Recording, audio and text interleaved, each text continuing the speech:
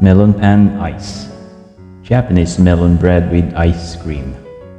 Matagal ko na napapansin ito dito sa MOA at ngayon ko palang matatry ito. Sa anime kasi, malimit kong nakikita itong melon bread kaya ako na-curious kung anong lasa nito.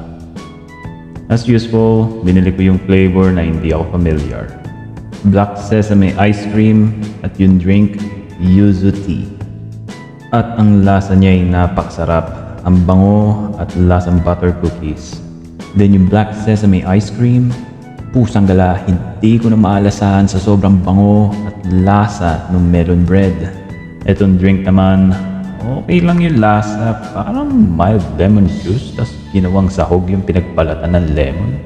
At itong malupit, dahil yung pinagbalatan niyang naging sahog, so kapag nakain ko yun napakapait. Pusang gala.